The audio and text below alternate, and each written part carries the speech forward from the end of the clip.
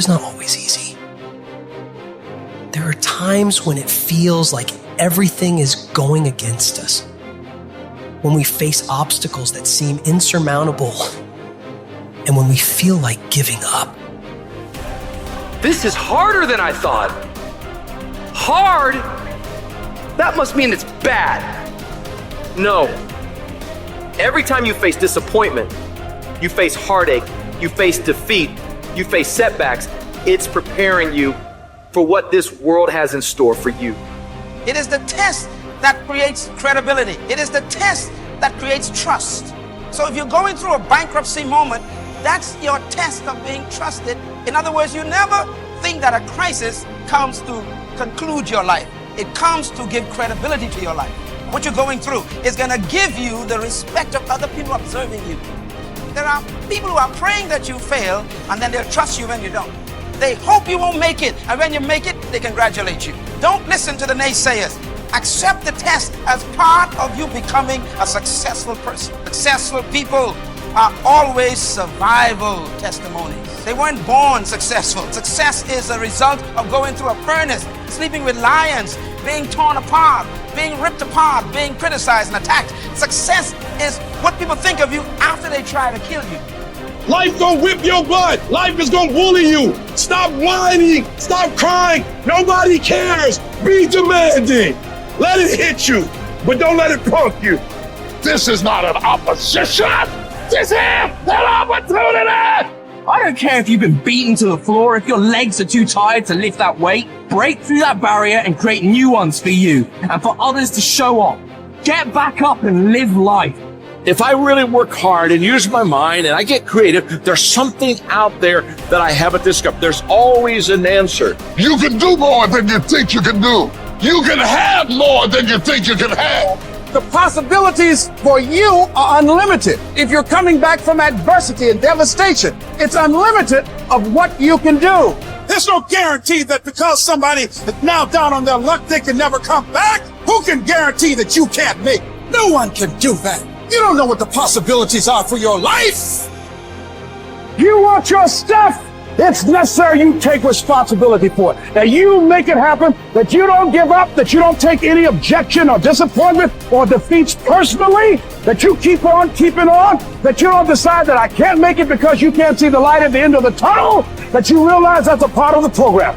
That's how I conquer, and that's how nobody has ever beaten me yet. I have never met anybody who became incredibly successful until they had suffered and sweated and sacrificed and kept their focus and fought through tears and trials and tests. And if you have a dream and you commit to it, it will come to pass. There's something that you could do that would radically change your life. Somebody could take the hand you've been dealt and win with it. Same circumstances, same ideas. They would do it through what they thought about your life. But we don't need somebody, because we got you. You are the one.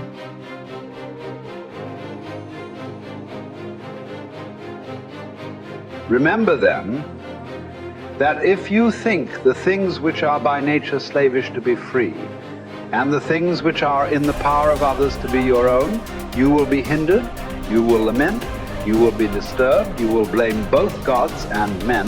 But if you think that only which is your own to be your own, and if you think that what is another's as it really is belongs to another, no man will ever compel you, no man will hinder you. You will never blame any man. You will accuse no man. You will do nothing involuntarily against your will. No man will harm you. You will have no enemy, for you will not suffer any harm. Now is the time to get serious about living your ideals. How long can you afford to put off who you really want to be? Your nobler self cannot wait any longer. Put your principles into practice. Now, stop the excuses and the procrastination. This is your life. You aren't a child anymore. The sooner you set yourself to your spiritual program, the happier you will be. The longer you wait, the more you'll be vulnerable to mediocrity and feel filled with shame and regret, because you know you are capable of better. From this instant on, Vow to stop disappointing yourself. Separate yourself from the mob. Decide to be extraordinary and do what you need to do, now. Never depend on the admiration of others. There is no strength in it. Personal merit cannot be derived from an external source. It is not to be found in your personal associations, nor can it be found in the regard of other people. It is a fact of life that other people, even people who love you, will not necessarily agree with your ideas, understand you, or share your enthusiasms. Grow up. Who cares what other people think about you? Caretake this moment. Immerse yourself in its particulars. Respond to this person, this challenge, this deed. Quit the evasions. Stop giving yourself needless trouble. It is time to really live, to fully inhabit the situation you happen to be in now. You are not some disinterested bystander. Participate. Exert yourself.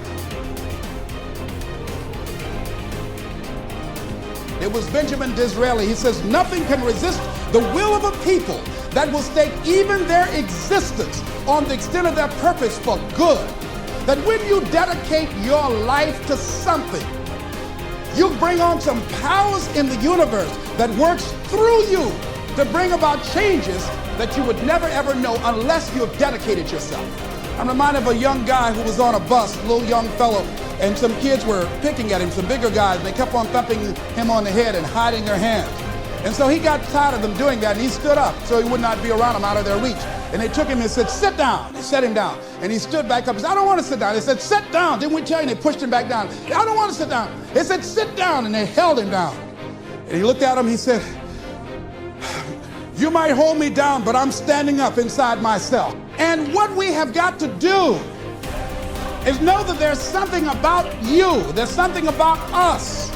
There's a power in you that regardless of what happens to you, you can stand up inside of yourself.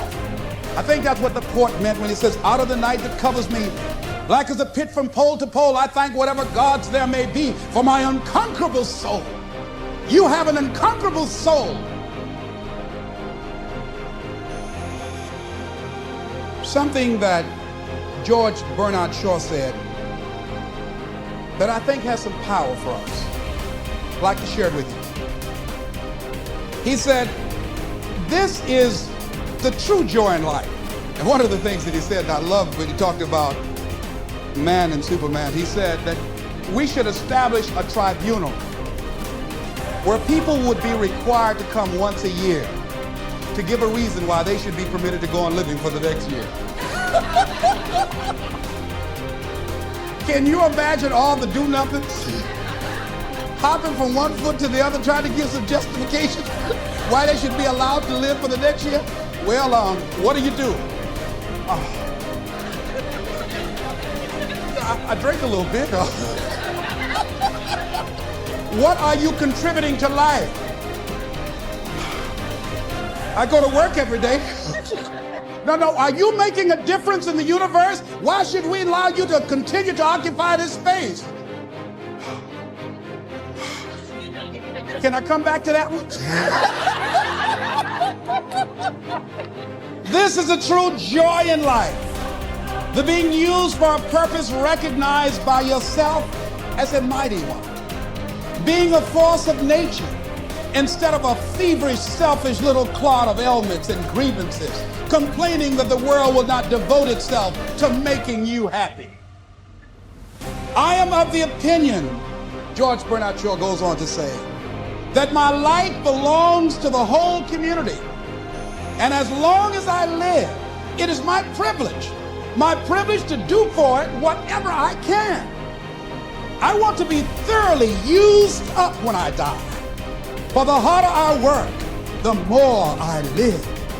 I rejoice in life for its own sake. Life is no brief candle for me. It is a sort of splendid torch which I've got a hold of for the moment. And I want to make it burn as brightly as possible before handing it on to future generations.